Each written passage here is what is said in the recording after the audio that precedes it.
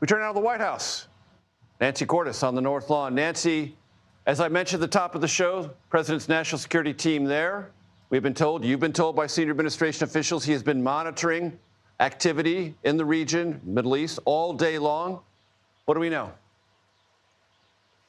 That's about all we know, Major. We haven't gotten any kind of public statement from the White House or the president himself about this F-15, about the two airmen who were on board, about the fate of the second airman, or any rescue operations.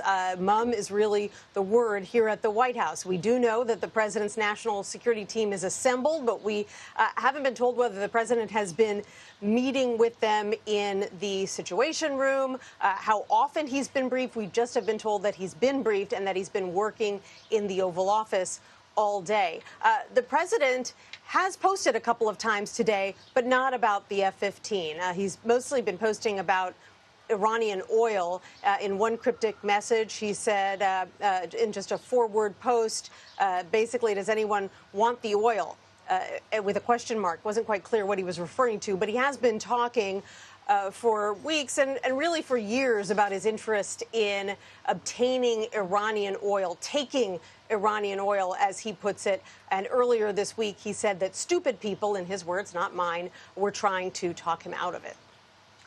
And Nancy, the president has said several times that the United States and the Israeli Air Force own the skies over Iran, quite separate from the abilities, the mission, the capabilities of the F-15E fighter pilots. They were shot down. That's not an aspersion on their technical military capability. But it does suggest the Iranians have an answer at least once, maybe more, and maybe the skies aren't under as much control of the Israeli and American Air Force as the president has many times suggested. Yes, not just the president, but the defense secretary as well. They have both insisted for weeks that the U.S. has near total air superiority over Iran, that their Air Force has been decimated, that their, as the president has put it, their anti-aircraft equipment has been completely destroyed. Even as recently as this past Wednesday, in his address to the nation, Major, he said that Iran's ability to launch missiles and drones has been dramatically curtailed.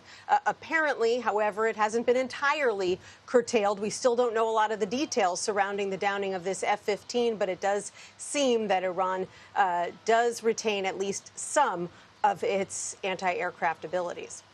Nancy Cordes, North Lawn of the White House. Thank you very, very much.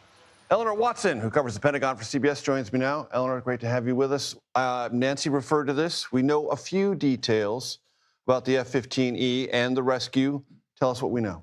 Right now, we know that search and rescue is ongoing for the second crew member of that F-15E. Because it's an F-15E, there are two service members on the plane. The first was rescued, we're told, by U.S. forces, and the rescue for the second is underway. In all of this, there have been additional aircraft that have taken hits. An A-10 Warthog took a hit. The pilot safely ejected over the Persian Gulf. Two helicopters that were rescuing the first service member out of Iran were targeted with small arms fire. One of the helicopters was hit, but both helicopters safely landed, and the crew members are safe. All of this goes to what Nancy was talking about with the air superiority. There have been more than 12,000 combat flights over Iran. And so while the Pentagon and the White House have insisted that they have control of the skies, Iran's still going to try and get a few shots off, and in this case, did successfully shoot down Air Force fighter jet. What do we know about the F-15 itself, the platform? What kind of maneuvers, what kind of missions does it typically carry out?